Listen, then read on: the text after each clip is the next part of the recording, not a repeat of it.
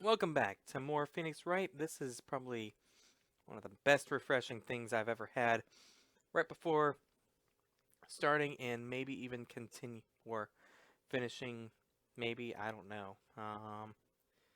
It's kind of weird only having one investigation day, but 2 trial days. It seems like there should be another trial day, but I don't know.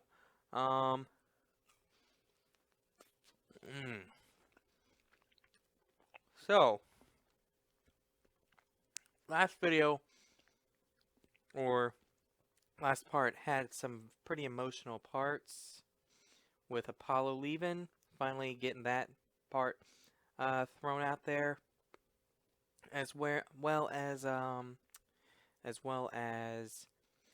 seeing that Black Quill's sister will be in the trial probably, and yeah, it was just a whole little bit of a emotional roller coaster there. So with that, let's close that first and continue as I finish this up.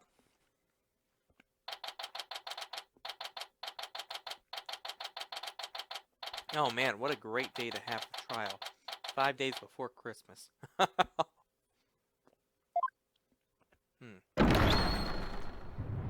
Really? Wow. We're just going right into it. We're not even... Not taking... We're not... What? What?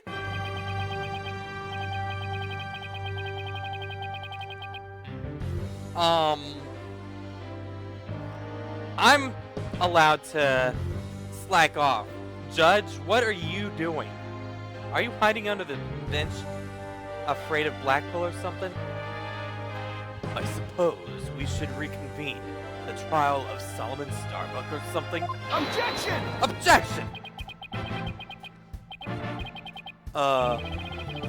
Your Honor? Could you please come out from under your bench? Oh, right, the bomb thing. Yeah. And man, I have not seen Phoenix on the stand in quite a while. There are no more bombs, I promise. Oh, yes, my apologies. I'm still a little jumpy when it comes to trials involving bombs. I mean, the first courtroom exploded. And then Mr. Tonate himself self-destructed. I guess that's one way of describing what happened to Tonate. That's a really good observation there, Judge. Anyway, it seems that Mr. Justice was seriously wounded by Mr. Tonate's actions. So you, Mr. Wright, will be taking up the defense? Do you have an understanding of what has happened in the trial so far? Yes, Your Honor. The defense is ready. Very well. Is the prosecution also ready?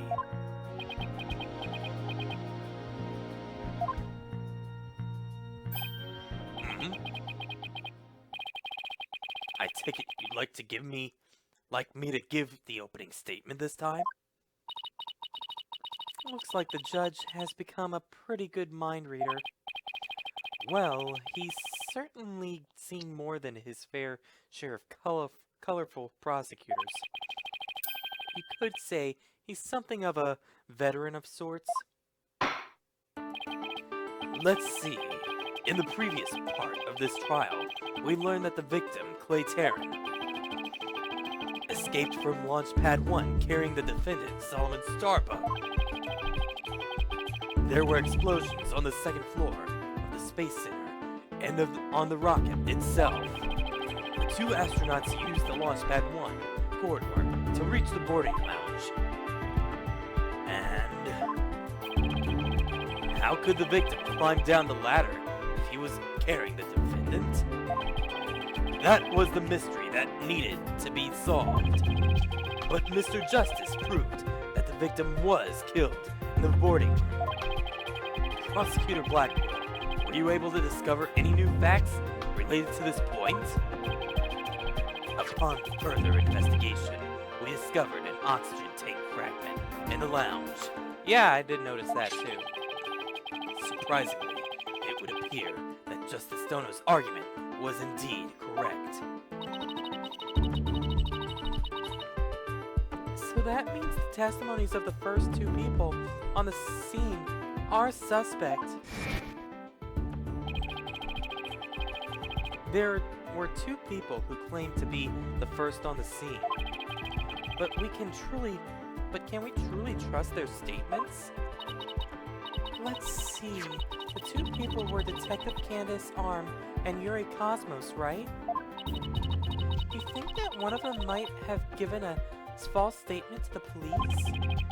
Yes, it's certainly possible. We might have to do a little more digging.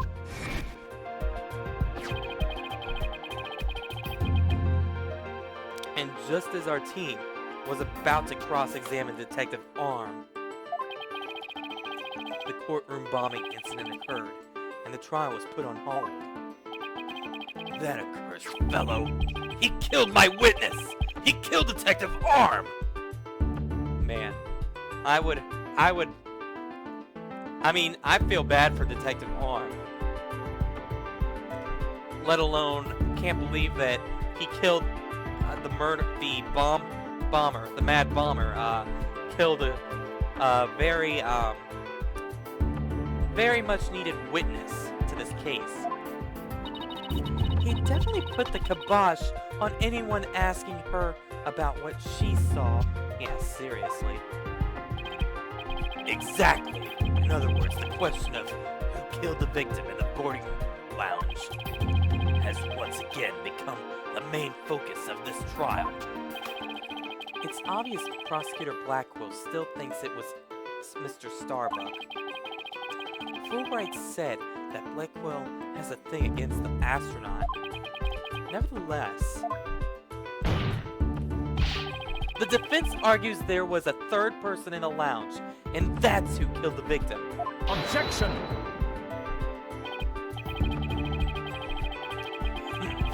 To make such a reckless claims in a courtroom takes a bold man, or a stupid one. There was no third person in the boarding lounge. Or have you gone dotty already? Old man. Wait, did you just call Phoenix Wright an old man? How old is he again? Oh, they're not gonna show his age. Isn't he like only 35 though? Objection! Objection! We'll see who's the dotard after I trounce you with my years of experience, little boy. In any case, Mr. Starbuck claims he saw someone leaving the lounge. Furthermore, a Space Center employee also saw a suspicious figure at the scene. They saw a third person?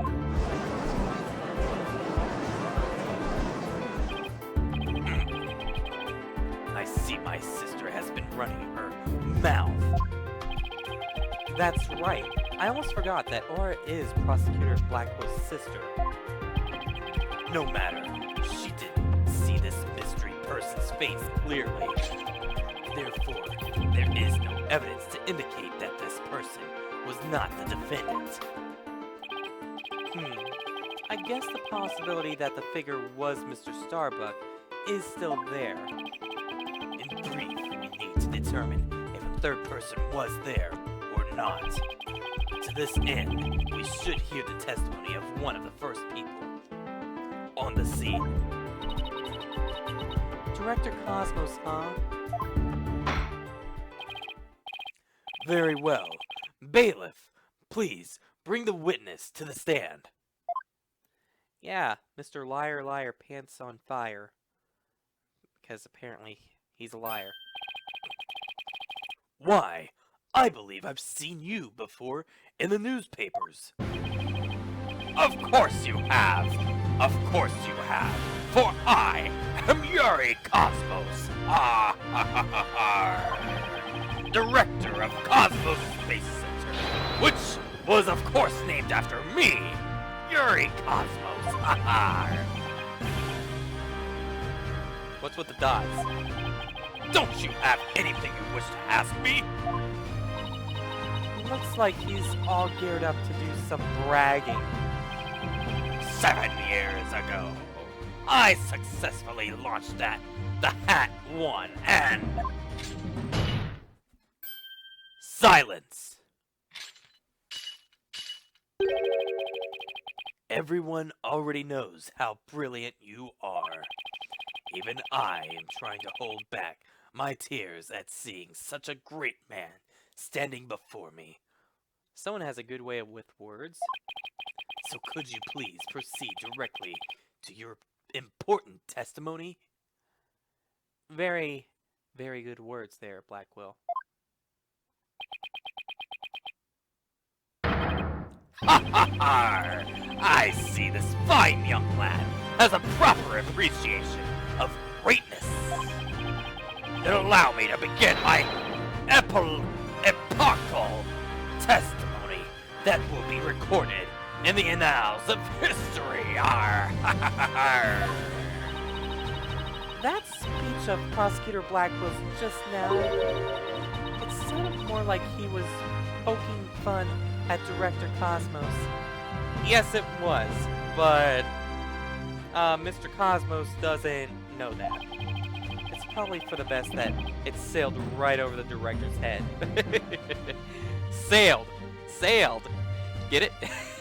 Because he's a pirate?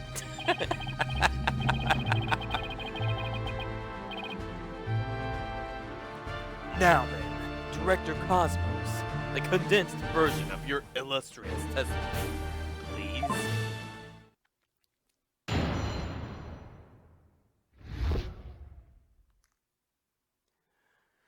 So what'd you see? Detective Arm and I rushed towards the boarding lounge together. We went via the control room and peeked in from there to see what was going on inside.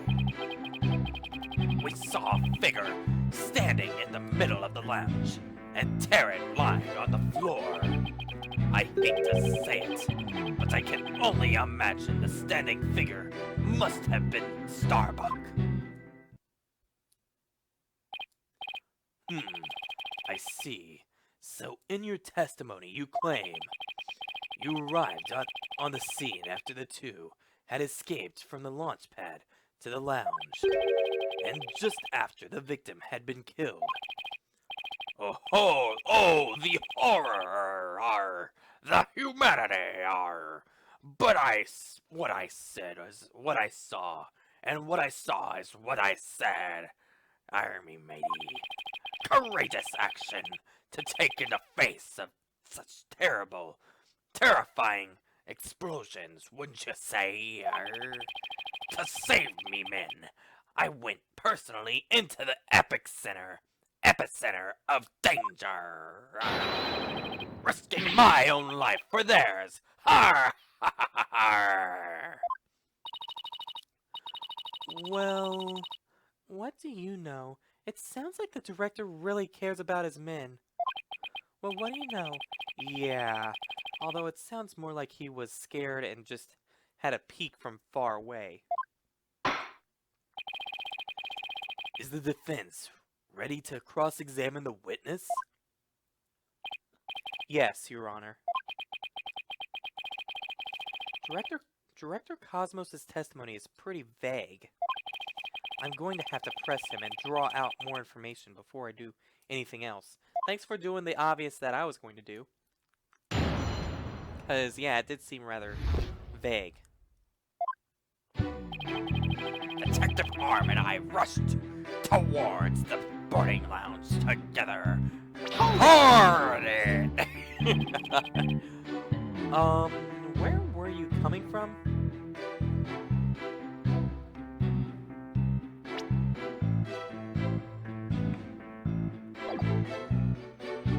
He was getting to that, by the way, please. The 6th floor. We were making sure any stragglers made their way to the 4th floor. It was then we heard about Starbuck and Terran and hurried to the 3rd floor lounge. Oh my, galactic scooter here, of course. On mine, not oh my. Why do you keep calling it galactic? Does it have something to do with space? Of course, it's specifically designed to be used on galactic battleships. What? I see. Then I take it works in 0G too? Sadly, no. With the current state of technology as it is, I'm afraid it would just float about and be galactically useless. Well, that's a galactic bummer. I see. So you rushed to the boarding lounge on your space age pogo stick. And when you got to the scene, what did you see? Your space age pogo stick. We went via the control room and peeked in from there to see what was going on inside. Oh, what? No! Hold it! Hold it! Hold it! Hold it! Hold it! Let's see. According to this diagram, you didn't have to go through the control room to get to the boarding lounge 1. It looks like you could have gone there from the southern corridor as well. Yes, well, but in her haste, Detective Arm rushed ahead of me towards the control room. All I could do was merely follow behind her. I see. So we peeked into the boarding lounge from the control room door, and we saw a figure standing in the middle of the lounge, and Taryn lying on the floor. Hold it! Hold it. So you couldn't see who the figure was clearly or what they were doing? Sadly, the only thing I could tell ye was that it was a person standing motionless. The defendant, no doubt, staring aghast at is dead. Staring aghast is dead. Deed, not dead. What other explanation is there? I'm so close, but without evidence, I can't prove that person's the third party. I don't relish in this, and... What? What did you say? I don't relish in this, and... I don't relish in this, and... What? I hate to say it, but I can only imagine the standing figure must have been Starbuck. Hold it! And how can you be so sure? Laura Blackquill also saw a suspicious figure in the lounge. She gave the statement that it was too dark to see the person's face clearly. Did you see the figure's face clearly? No, not clearly. The lighter they were holding illuminated the area around their feet at the time. But other than that, I could see little else. That's why I could see Taryn, but I couldn't see who the other person was. So for all you know, it might not have been Mr. Starbuck. Isn't that correct? I would like to believe that. Starbuck isn't the type of man who's capable of murder. Objection! What are you doing? When the witness entered the boarding lounge, there was no third person there. Isn't that correct, Great Space Center Director? Yes, that's right. Only Starbuck and Taryn were there by that time. After we peeked in, the lounge suddenly went dark and the figure vanished. You mean they disappeared? That's kinda odd. Objection! The reason the figure appeared to vanish is because it was the defendant.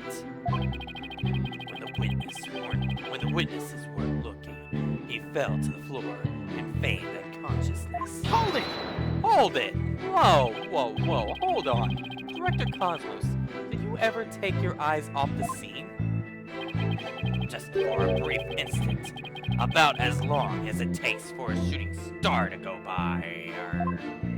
If you took your eyes off the scene, then this third person could have escaped during that time.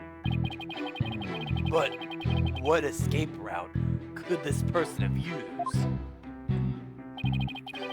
The direction opposite the control room, the southern door to the elevators.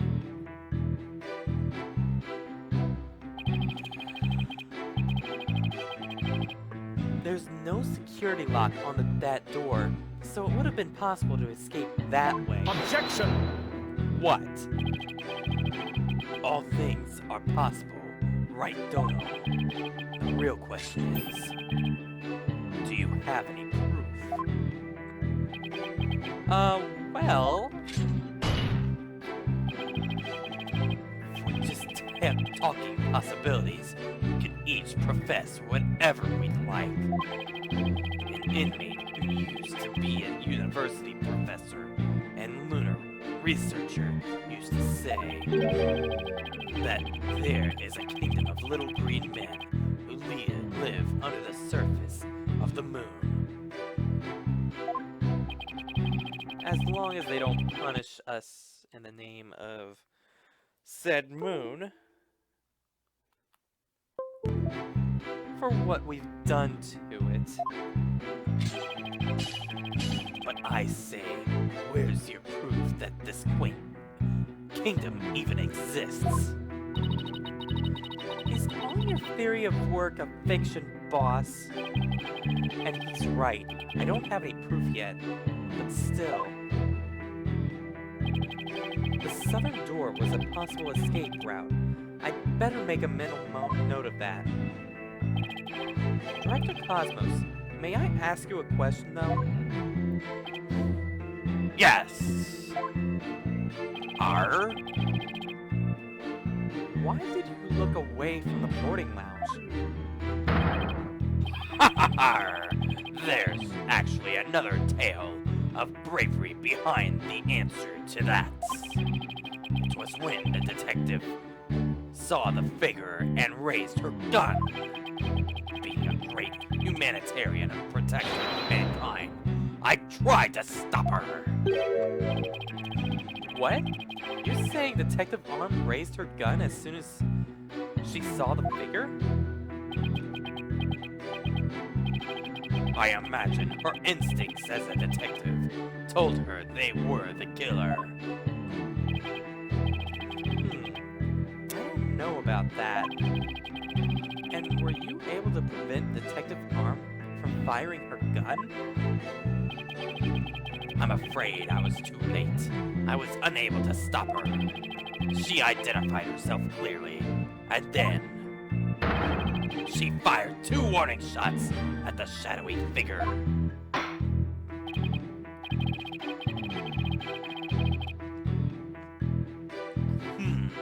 This information about Detective Arm's actions sounds critically important. Please, add it to your testimony.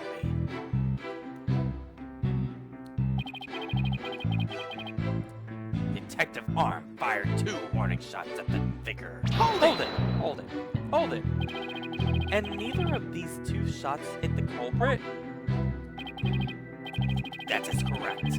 The detective appears to have missed on purpose. But did she really? There's something about this that bothers me. So Detective Arm fired 2 warning shots, did she? That's the first time that info has come out. Wonder if I can find any inconsistencies.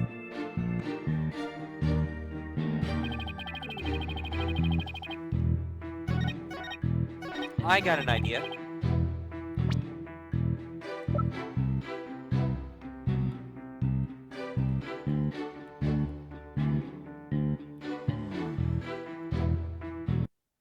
Objection! Objection! Are you sure you were really paying attention to what Detective Arm was doing? You doubt my words! Words that will someday be written down in history books! Someone's mad. Somehow, I don't think that those exact words will ever be written down in any history books. Mr. Wright, could you please explain yourself so that we can all understand? You say that Detective Arm fired 2 warning shots, and yet only 1 bullet hole was ever found at the scene. What?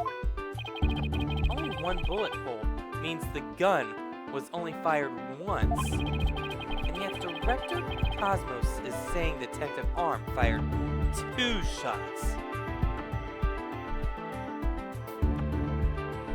There was a bullet found at the scene that no one saw, I think. No editor would allow such a glaring contradiction into a history book. Objection! What do you have to say?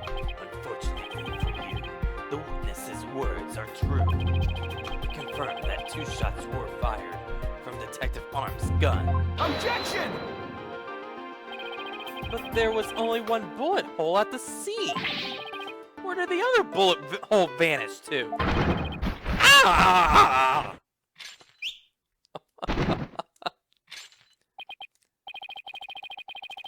You should know the answer to that already. I should? During the previous trial, a certain oxygen tank was presented as evidence.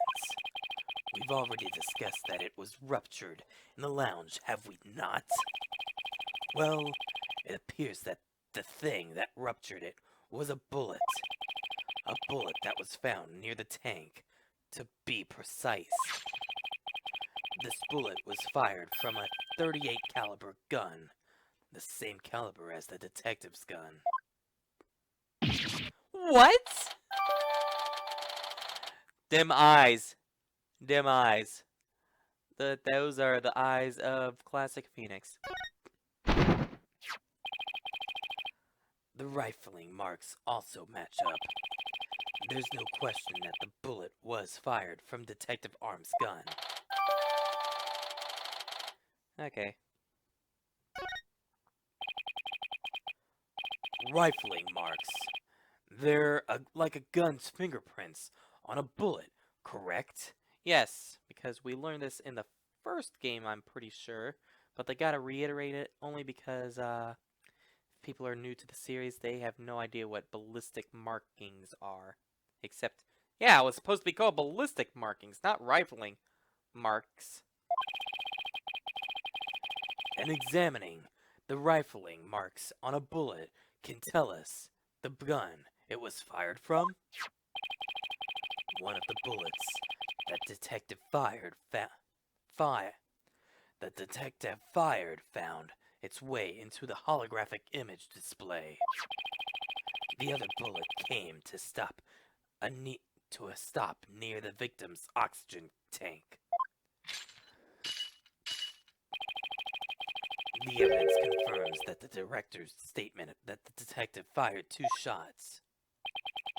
My beautiful contradiction! Gone!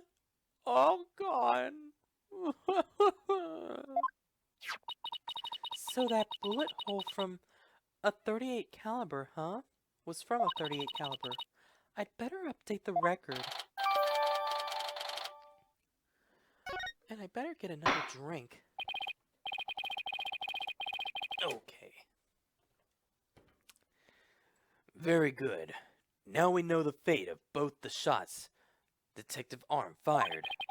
Mr. Wright, does that clear up all your questions? Detective Arm fired 2 warning shots. One hit the holographic display, and the other hit the oxygen tank. Does that really clear up everything about what happened at the scene? No.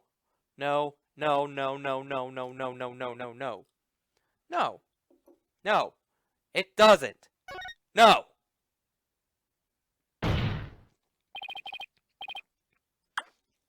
It doesn't. Detective Arm fired 2 warning shots from a .38 caliber gun, but that doesn't explain the existence of a certain piece of evidence found at the scene. A piece that points to the existence of a third person. Oh. That's my line. Very well, but it won't do to keep us waiting, Mr. Wright. What piece of evidence suggests the possibility of a third person at the scene? This bullet right here that I found in the vents. Take that! And what is this metal pellet supposed to be? Just a little something of great importance we found at the crime scene, Your Honor. You found it. Where? In a floor gutter at the crime scene. It looks like the police and prosecution both missed it. Furthermore, this is a 10 caliber bullet, making it much smaller than the one Detective Arm's 38 calibers. Then that means... Exactly. One more person must have been in there in the lounge. Must have been there in the lounge. A third person who had a gun could fire a 10 caliber... Whoa, I'm completely messing up that statement. A third person who had a gun that could fire 10 caliber bullets.